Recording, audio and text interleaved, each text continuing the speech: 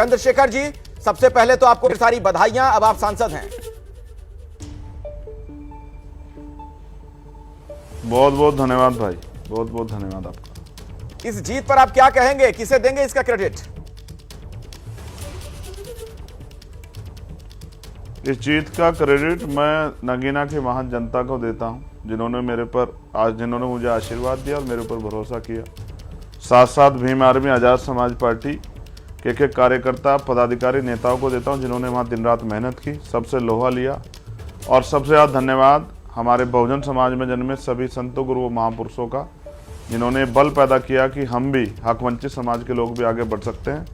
Thanks doctor बाबा Saheb Ambedkar, thanks मान्यवर काशीराम। वो ना होते, संविधान ना होता, अवसर ना होते, तो मेरे जैसे प्राइमरी स्कूल के मास्टर का बेटा आज मेंबर ऑफ पार्लियामेंट नहीं बन पाता। अच्छा चंद्रशेखर जी, चूंकि इस बार गठबंधन की सरकार है, इस लिहाज से एक एक सांसद बहुत महत्वपूर्ण है। तो चंद्रशेखर आजाद अभी खुद को कहां देखते हैं, किस तरफ देखते हैं? एनडीए की तरफ है, इंडिया अलायंस की तरफ है? कौन आपको भा रहा है, कौन पसंद आ रहा है? देखिए, ना मुझे इंडिया ने मदद की, अलायंस ने, ना मुझे एनडीए ने, से मेरा कोई लेना देना है ना। मैं अपने लोगों के प्रति जिम्मेदार हूं, जो नगीना के लोग हैं उनकी भावनाओं के प्रति। उन्होंने बीजेपी के खिलाफ मुझे वोट किया है, मैं वैचारिक रूप से बीजेपी का कठोर विरोधी हूं, उनकी विचारधारा का। दूसरी बात, देश भर में हमारा संगठन है, उन लोगों के साथ मिलकर हम वैचारिक काम कर रहे हैं, तो हम अपनी पार्टी के साथ खड़े हैं। हमारा पार्टी का एक एमपी अभी है, हम अकेला एमपी उनका पूरे देश के जितने भी मसले होंगे, एससी, एसटी, ओबीसी, माइनॉरिटी के, हक वंचित समाज के लोगों, किसानों, मजदूरों के, महिलाओं के, उन सब पे स्टेट में भी जो सरकार है उनसे भी और पार्लियामेंट में भी जो सरकार बनेगी सबसे सवाल करेगा और जवाब मांगेगा। आज़ादी के 70 साल से ज़्यादा बाद भी लोगों को बुनियादी सुविधा नहीं, इसका जवाब सरकारों को देना पड़ेगा। हम जो टैक्स देते हैं वो बजट का पैसा हमारे ऊपर क्यों नहीं लगता? क्यों जो है हमारे क्षेत्रों में विकास के कार्य नहीं होते? क्यों जो है नगीना में एक भी मेडिकल कॉलेज नहीं है? क्यों नगीना में जो है एक भी स्पोर्ट कॉलेज नहीं है? क्यों कोई यूनिवर्सिटी नहीं है?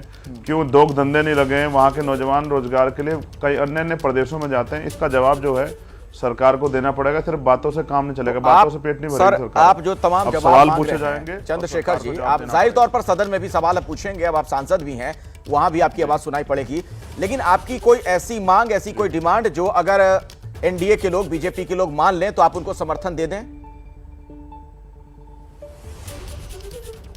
एनडीए के लोग अगर मुझे प्राइम मिनिस्टर भी बनाए तो भी मैं एनडीए के साथ जाऊंगा सर। अच्छा, मेरी वैचारिक शक्ति मेरी ताकत है। मैं एमपी एमएलए बनने के लिए कभी लड़ ही नहीं रहा था। मैं हमेशा अपने महापुरुषों के आंदोलन को आगे बढ़ाने के लिए लड़ रहा था। मेरा वैचारिक शक्ति मेरी पहचान है सर, और इसी वैचारिक शक्ति के जरिए मैं दिल्ली पार्लियामेंट में आया हूँ। और मैं जिनकी भावनाओं, उम्मीदों के साथ आया, उनकी उम्मीदों पे खरा उतरने के लिए तैयार हूँ। मेरे खून का एक कतरा कतरा बहुजन महापुरुषों काम आएगा। ये टिकाऊ माल है, बिकाऊ माल नहीं है सर, इसको खरीदा नहीं जा सकता है। टिकाऊ माल है, बिकाऊ माल नहीं है। बहुत अच्छा आपने शब्द बोला, बड़ी अच्छी लाइन आपने बोली। लेकिन फिर भी एक सवाल का जवाब ये तो दे दीजिए कम से कम कि दो जो खेमे अभी नजर आ रहे हैं, एक तरफ एनडीए है, दूसरी तरफ इंडिया अलायंस है, किनके साथ आप ज्यादा कंफर्टेबल है? अगर भविष्य में कहीं जाना हुआ तो किसकी तरफ जाना पसंद करेंगे? आप मुझसे जबरदस्ती कुछ सुनना चाहते हैं कि भाई मैं किसी पार्टी का नाम ले दूं या किसी अलायंस का? छोड़िए ना, आप मुझसे ये पूछिए कि अब आप करोगे क्या। मैं आपको कुछ बताता हूँ। यही बताइए, क्या करिए? अगर अब किसी दलित बच्चे का, पिछड़े वर्ग के बच्चे का, आदिवासी बच्चे का, किसी आदिवासी बच्चे का अगर किसी भी कॉलेज यूनिवर्सिटी में शोषण होगा जाति के आधार पर, धर्म के आधार पर, मुसलमानों का, तो चंद्रशेखर आजाद आपको लड़ता दिखाई देगा। किसी दफ्तर में किसी दलित, पिछड़े, आदिवासी कर्मचारी का, या माइनॉरिटी के मुस्लिम, सिख, जैन, बौद्ध, ईसाई कर्मचारी, न्याय पसंद किसी भी जाति कर्मचारी का अगर कोई उत्पीड़न करेगा सोच के जाति धर्म के आधार पे, तो उसको चंद्रशेखर आजाद से मुकाबला करना पड़ेगा। अगर आरक्षण संविधान खिलाफ कोई आवाज उठेगी, दलितों पिछड़ों के आरक्षण का, उसको दिन में तारे दिखा देगा चंद्रशेखर आजाद। इस बात को पार्टियों को, सरकारों को समझना पड़ेगा। वो दिन चले गए? नहीं, तारे तो आप आरक्षण को सर, तारे तो एक तरीके से आपने मायावती जी को भी दिखा दिए हैं, क्योंकि जिस नगीना सीट से आपने बीएसपी वाली सीट झटक ली है, जो दलित और मुस्लिम बाहुल्य सीट माना जाता था, तो क्या अब बीएसपी वाले जो वोटर्स हुआ करते थे, परंपरागत तौर पर उनके साथ रहते थे, जो कहा जाता था, सब अब आपके साथ हैं? आपने क्या उन्हें रिप्लेस कर दिया है, मायावती जी को? देखिए मैं आपको बताता हूं भाई, खाली दलित मुसलमानों ने मुझे वोट नहीं किया, पिछड़े वर्ग के लोगों ने, अति पिछड़े वर्ग के लोगों ने, पाल ने, प्रजापति ने, कश्यप ने, सैनी ने, मौर्य ने, साक्य ने, कुशवाहा ने, बिंद, राजभर, जितनी भी जातियां, हमारे जाट ने, गुर्जर ने, सब ने अपनी क्षमता से बढ़कर किसान जाति मजदूरों ने मुझे वोट किया।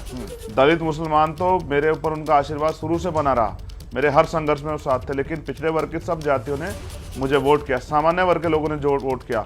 महिलाओं का पोलिंग परसेंटेज बढ़ा रहा, क्योंकि जब भी कहीं देश में जुल्म हुआ किसी महिला पे, चंद्रशेखर आजाद ने उसको बहन मान के उसकी लड़ाई लड़ने का काम किया, तो महिलाओं ने मुझे बेटा मान के, भाई मान के आशीर्वाद दिया। भूखे प्यासे रह के, रमजान के समय, रमजान के बाद का दौर था, जो लोग घर आए मुझे वोट डाल के गए, तो मैं उस मिट्टी का कर्जदार हूं। उन्होंने गरीब के बेटे को इज्जत दी, उस मिट्टी के कर्जदार हैं, जाहिर तौर पर उस कर्ज को आप उतारना भी चाहेंगे। एक आखिरी सवाल ये है, चूंकि इस बार उत्तर प्रदेश में समाजवादी पार्टी ने एक तरीके से कमाल कर दिया, अपने गठन के बाद से सबसे अधिक सीटें ली हैं सपा ने। अखिलेश यादव को कैसा नेता आप मानते हैं? देखिए अखिलेश जी अच्छे नेता हैं, मगर ये कमाल सिर्फ अकेले उन्होंने नहीं किया है। एक अलायंस था और उस अलायंस के साथ जो है, भले उन्होंने मेरे साथ कुछ भी किया, लेकिन मैंने अपने लोगों को, क्योंकि मैं आपको तथ्य के तौर पे बताता हूं, 2 सीटों पे हम लोग चुनाव लड़े हैं उत्तर प्रदेश में, एक पे मैं, और आखिरी 5 दिन में हमने तय किया हम डुमरियागंज लड़ेंगे। तो डुमरियागंज पे हमें 80,000 से ज्यादा वोट मिले, आप चेक करा लीजिएगा, आपके पास अभी डाटा होगा, आप महसूस कीजिए। अगर मैं सभी सीटों पर प्रत्याशी लड़ा देता तो इनको तारे दिख जाते दिन में। इनमें समाज के प्रति मदद की ना, मतलब ये कह रहे हैं आप, मतलब आपने उनकी मदद की, आप ये कहना चाह रहे हैं कि ध्यान रखें, इसलिए मैं चुप बैठा था। जी मैं ये कह रहा हूँ, 1 लाख से जितनी सीटें कम जीती, 1 लाख के अंतर जितनी सीटें भाजपा जीती है, अगर मैं इस समाज के प्रति, बहुजन समाज के प्रति ईमानदारी और देश के प्रति ईमानदारी ना दिखाता, संविधान के प्रति, तो ये सारी सीटें भाजपा जीतती। इसलिए ये सब में भीम आर्मी, आजाद समाज पार्टी कार्यकर्ता को, इन तमाम नेताओं को धन्यवाद देना चाहिए और उनको नीला सलाम करना चाहिए कि उन्होंने जो है इनकी मदद की। दूसरी बात, अब सीवर में, चाहे वो गांव में हो, शहर में हो या कहीं भी किसी प्रदेश में हो, अब सीवर में हमारा आदमी नहीं मरेगा, ठेकेदार संविदा पे हमारा खून नहीं चूसा जाएगा। अब समय बदलेगा, अब महिलाओं को भट्टों पे उसके काम करने के साथ साथ बहुत दिन। चलिए, बहुत अच्छी बात है चंद्रशेखर जी, जो आप बात कह रहे हैं उसी पर अगर आप कायम रहते हैं, आगे भविष्य के लिए आपको शुभकामनाएं, क्योंकि ये बातें कहने वाले बड़े नेता है, बहुत नेता है दलितों के, और लेकिन किसी ने उस तरीके से किया नहीं कल्याण, तभी तो आज भी आजादी के दशकों बाद भी लगभग उसी तरह की स्थिति है। लेकिन आप कह रहे हैं जो, वो आप करके दिखाइएगा, मेरी भी शुभकामनाएं आपको। जैसे ही घड़ी का काटा दोपहर 2:30 पे आए, बबीता जी का दिल सास बहू साजिश के लिए मचल जाए। और ये है इनकी बहू, पूरे दिन ऑफिस की टेंशन हो जाए गॉन जब ये करें अपना फेवरेट शो फ्री टाइम पे ऑन। इनकी तरह आप भी देखिए अपना फेवरेट शो अपने टाइम पर और डाउनलोड कीजिए एबीपी लाइव ऐप अपने स्मार्ट टीवी पर।